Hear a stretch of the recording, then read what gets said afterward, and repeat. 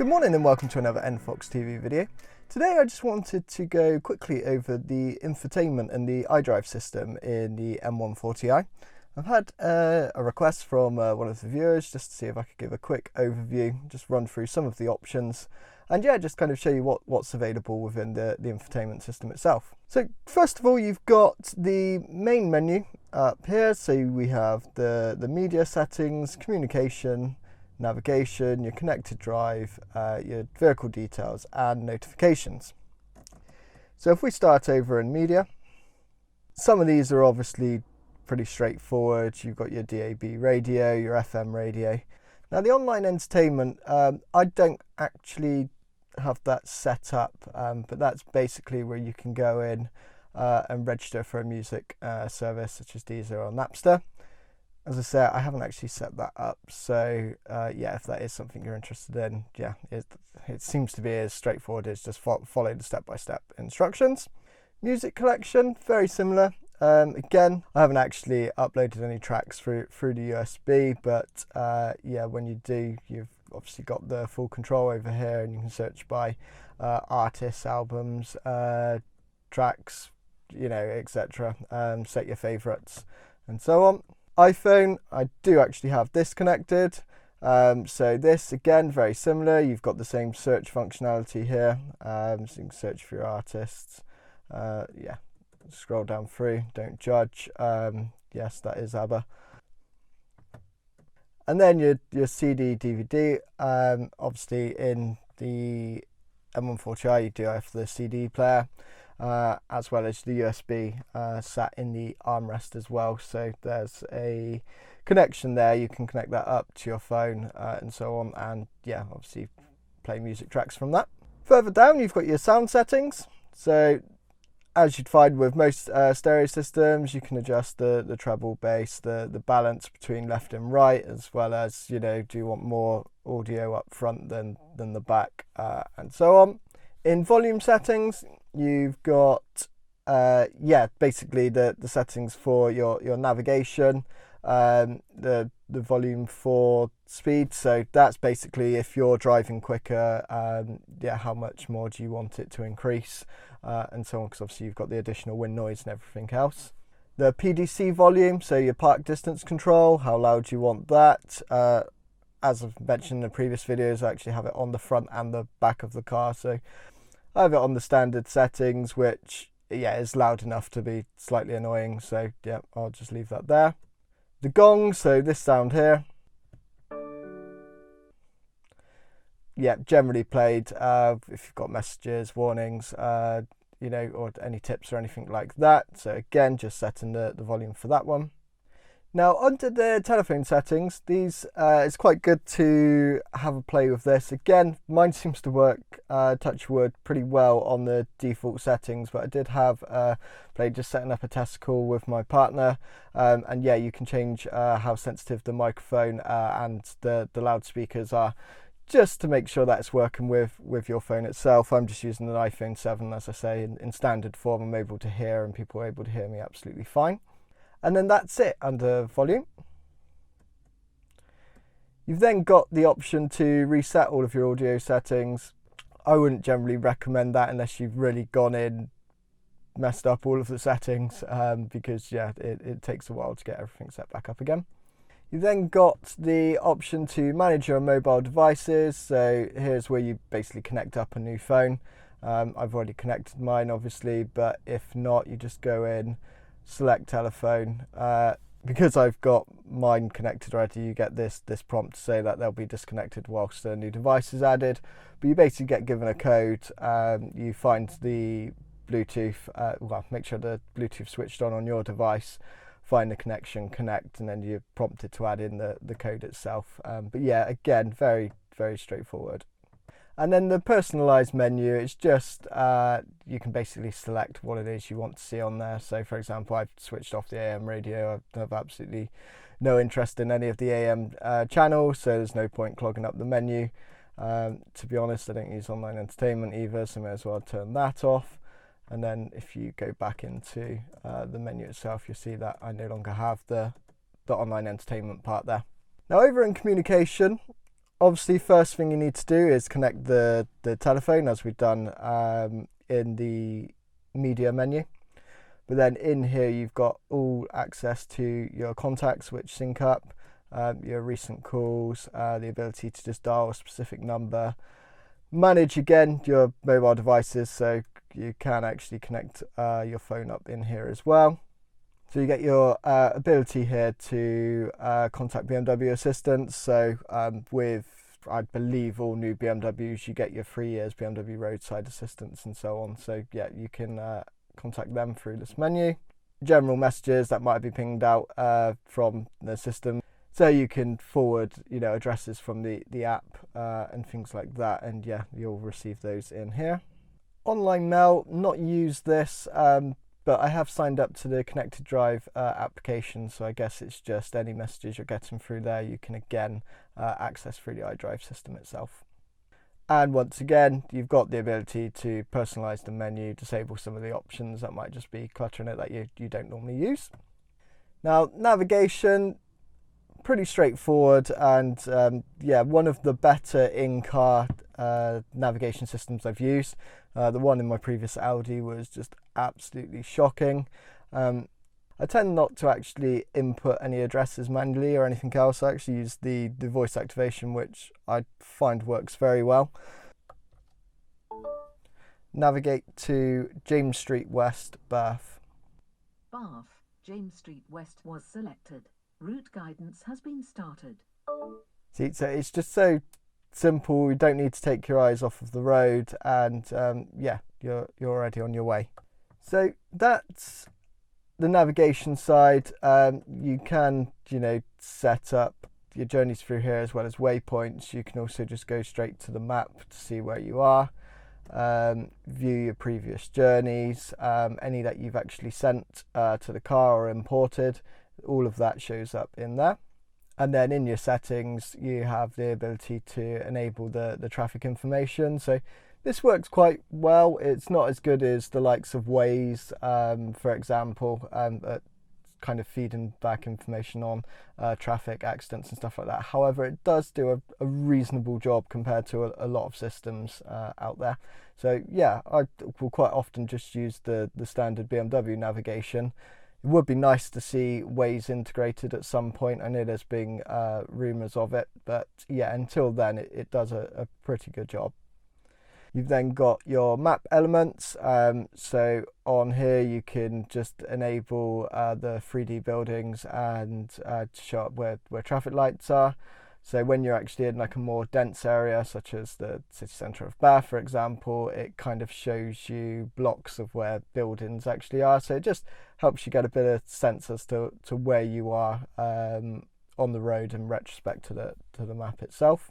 You've then got two options of map style. Just leave it in standard. It's purely cosmetic. Automatic day night, so when we get into night time it automatically dims the screen down and everything else, so it's not glaring in your face. Again, I tend to find that works relatively well. At the crossover point where you sort of get into dawn or dusk, it can be a bit on and offy for a few minute period where it's sort of flicking between the two, but not enough that it's caused me any grief so far. Then you've got the route settings here. So yeah, basically just saying by default I want it to take me on the fastest route. You can change that to eco or the shortest and things like that. The dynamic guidance, which works with the traffic information I was talking about earlier. So if it notices that there is an issue on your route, it will kind of come up, prompt you, do you want to, I found a faster route for you, do you want to take that? So by default that's on, and you've got the option to confirm. And then these, I think it's more around learning and adapting to your driving and the routes you normally take. So you've got your online routes, yeah, learning where it's the vehicle's actually collecting data to personalise routes that, if it sees that actually this isn't the quickest route, but this seems to be the one you prefer, maybe you're avoiding speed humps and stuff like that, then it will try and, any other routes around that, it will try and adapt that to your needs. And then yeah, you've got the option, as with most sat navs, to avoid motorways and toll roads. So you've got the option to set your home address. This really, so I can, if you're using voice activation, just say navigate to home rather than saying your full address. So that can just save a bit of time there. Navigation volume, that's obviously straightforward. The position inversion, I think this is more around, basically sending data back to BMW to improve the system itself. So with any of your sensor data or anything that, if you had like roadside readings and stuff like that, sending that back to BMW just to make sure that everything is updated. So I don't actually have that as an option, so I don't know how that would work with my particular setup. Now the ConnectedDrive section and the ConnectedDrive app, it's sort of semi-useful. From the application itself, I can see how much fuel I've got left on the car, my last journey times and bits like that.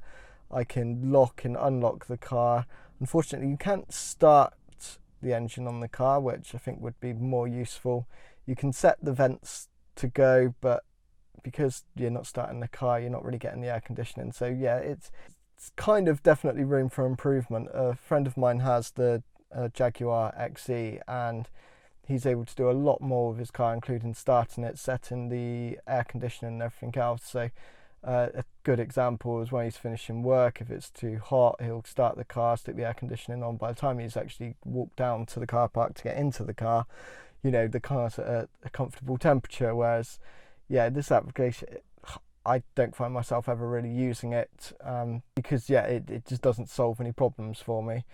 You can, however, download a few applications. So by default, you've got the weather, the news, online search, wiki local, rainfall radar, and bits like that. As I say, the one that I really want to see on here is Waze. The rest of them, to be honest, I don't really need access to whilst I'm driving. Now the My Vehicle section is quite useful. So first of all, you've got the vehicle settings.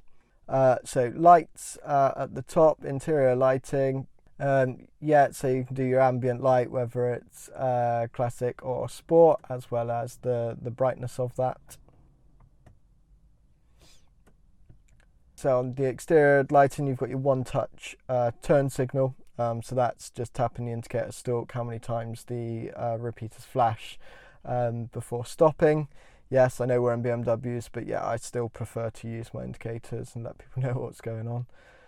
You've got your comfort welcome lights, so that's when you unlock the car initially, puts the lights on, and also when you lock, how long the actual lights remain on. So lots of people who can pull up onto their drive, they haven't got exterior lighting, leave that on for 10 seconds or more, just to allow them to get to their front door, unlock it, get in, and away you go.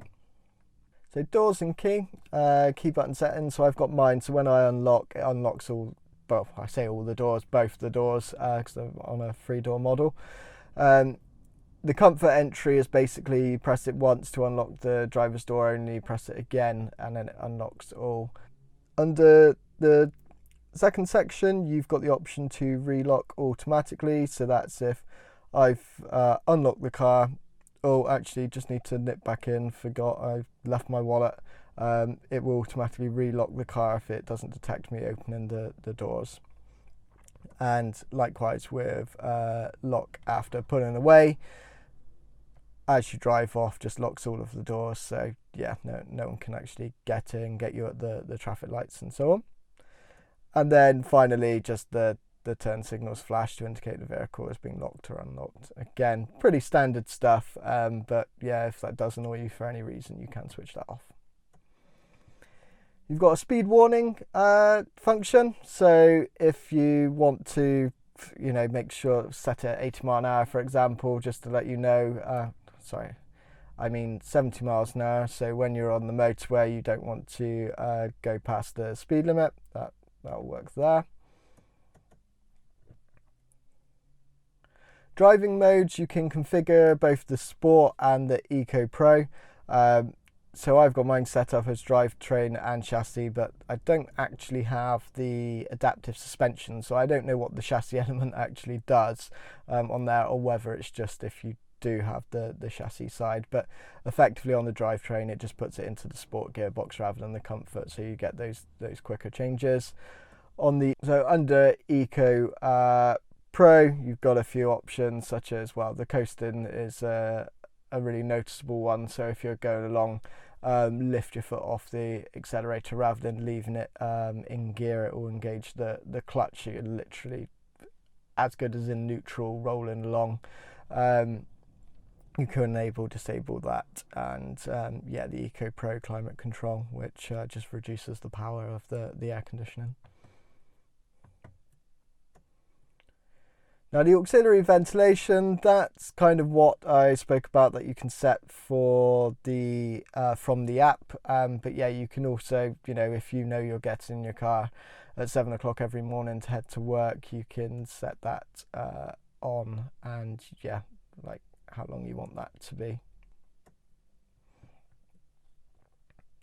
Now, vehicle tracking is just basically the last parking position sent can be recalled within the app itself. So I might actually switch that one on. So yeah, if you forgot where you parked, or if someone has, God forbid, stolen your car, hopefully you'll be able to get that information as to its last known location. Next up, you've got your iDrive settings. So again, you've got your mobile devices again, your language, touchpad. It's just enabling it to be able to write, use it for the map search fields, and again, you've got that audio feedback option. Displays, under control display, you can basically switch it off or set the brightness at night. And then with the instrument cluster, you've got the analog additional displays, which you can enable or disable. Whether you want your navigation to show up in the center, I have that set as on. Eco Pro, if you're in there, you get the Eco Pro bar, and it just kind of gives you a sense as to how economically you're driving. Your range, distance to destination, time of arrival, these are just all bits that you can basically enable or disable if you want to see the information in front of you. And this is just below the rev counter and speed in the center. Date and time, self-explanatory.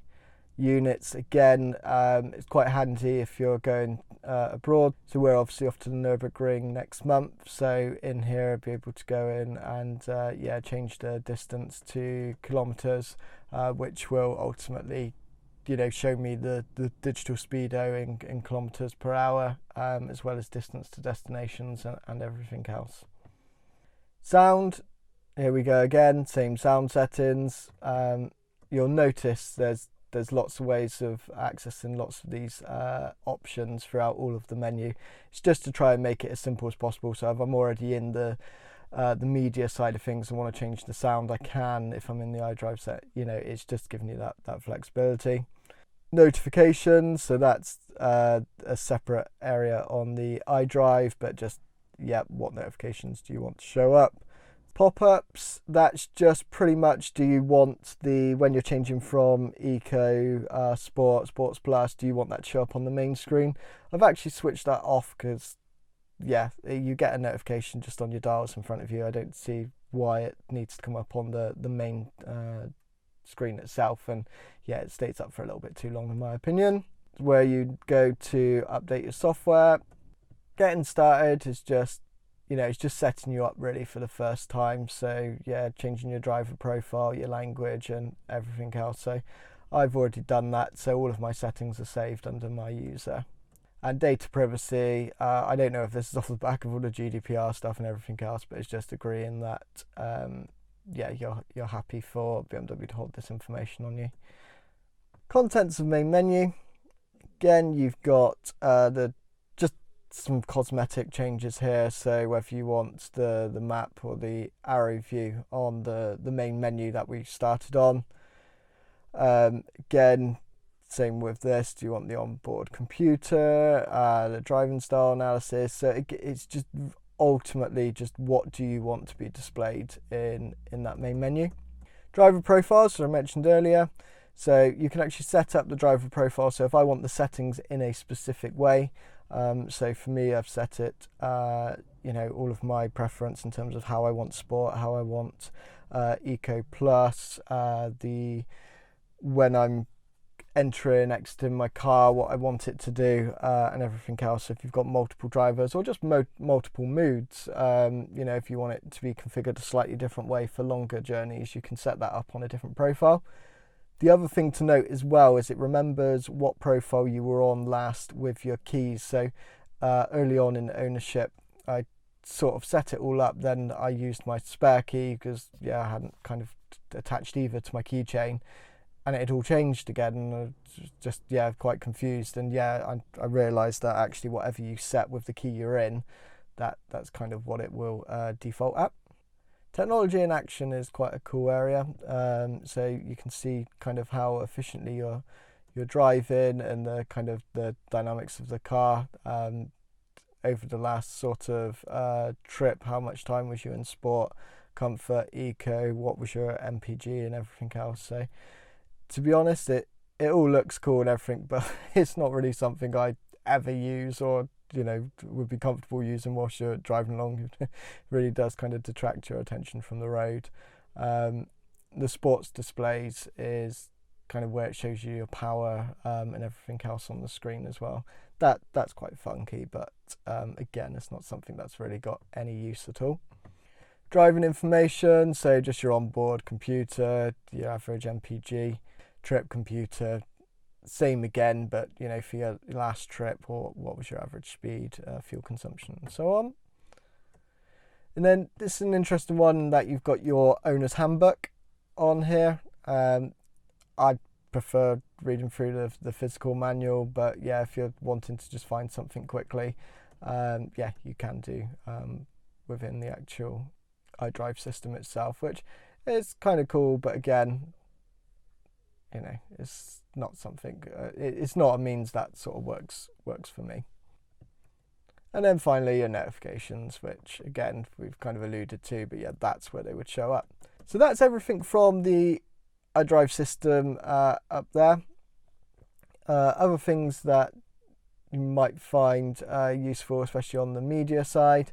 I know there's certainly a question about what the numbers underneath the vents actually represent. How do you set those? So for example here, listening to heart at the moment, I can hold down number 1 whilst we're on heart, and then that's set heart 80s as number 1.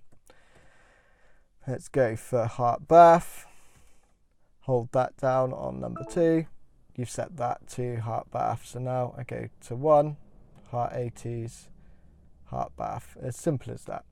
So the only other thing I thought might be worth noting is, say you're on the map, for example, if you knock the iDrive wheel over to the right, scroll up, you can actually click on split screen and have, you can have the compass up there, map, arrow view if you're doing your navigation, your current position, onboard computer, trip computer, media, it's just splits it out so you can see multiple bits of information at the same time, which I find I use that majority of the time. So that's a really cool feature.